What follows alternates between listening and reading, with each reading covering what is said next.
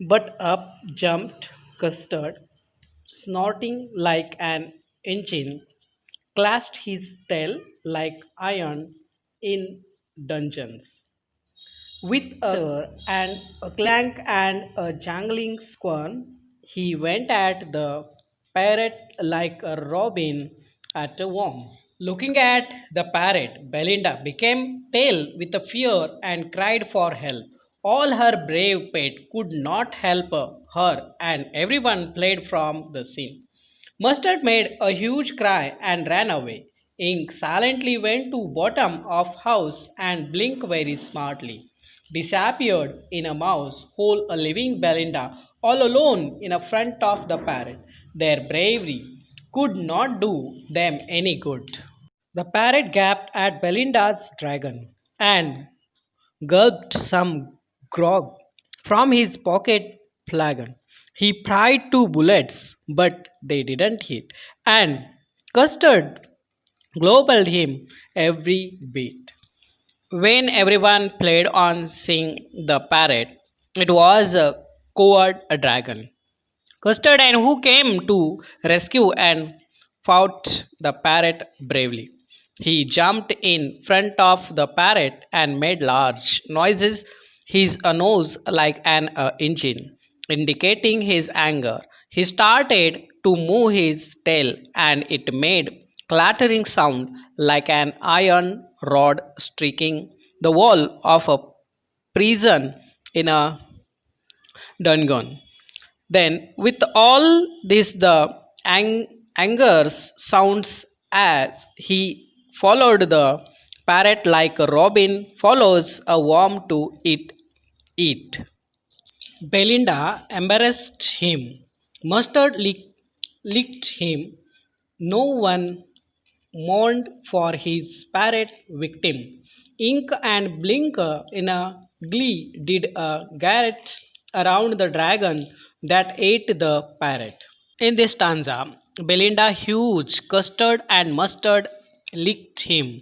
So both Belinda and Mustard appreciated Custards. Nobody was sad for Parrot, who had been eaten.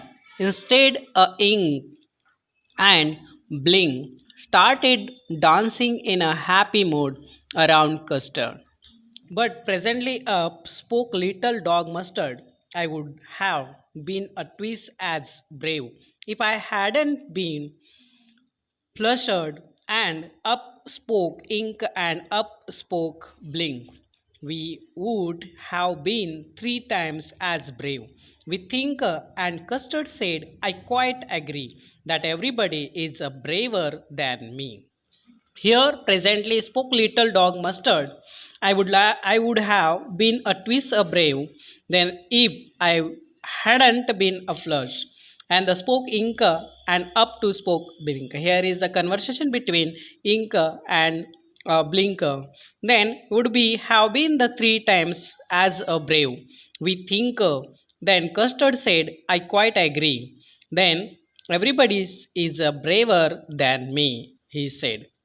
Belinda still lives in her little white house with her little black kitten and her little grey mouse and her little yellow dog and her little red wagon and her relios and triolos, a little pet dragon. In this stanza, we are told that everything has gone back to normal again. Belinda is living once again in a peace with her pet in her white house. She lived with little black kitten as well as a little grey mouse, then yellow dog and the little red wagon here. Belinda is as brave as barrel full of beers, and Inca and Blinker chase lion down the stair. Then Mustard is as brave as tiger in a rage, but Custard keep crying for a nice safe cage. Here in this stanza, we are told that Belinda, Ink, Blink, and Mustard are still brave despite knowing that the parrot could have easily killed them all. On the other hand, Custer is still a coward and still long for a safe cage. We will see the total rhyme scheme in this poem. In the first stanza, house, mouse, A, that is a rhyme scheme. Then wagon and dragon, it is a rhyming word. Wagon, dragon, B means the first stanza's rhyme scheme A, B. Then second stanza, ink, blink, mustard, custard. First A, B. That is the second rhyme scheme from second stanza. Like A, B rhyming schemes from each and every stanzas. Then after that we will see the figure of speech. Mouth like a fireplace. Here mouth like a fireplace, it is a comparison of that mouth with that the fireplace, it is a simile. Then another simile is Belinda was as brave as barrel is another sentence for that the simile. Then next suddenly they heard, this is the repetition we get it here, and he held in his teeth. That is the alliteration. Her sound is repeated. Then Belinda placed and she cried, help, help. There is a two time help is repeated. The same repetition is here. Then another is a simile, snorting like an engine. That is snorting like an engine. Like is there, so it is a simile. Then the clashed is a tail like iron in a dangles. That is a like another is that's why it is a simile is here. So simile, alliteration, repetition, these are the all figure of speech we will find in our poem.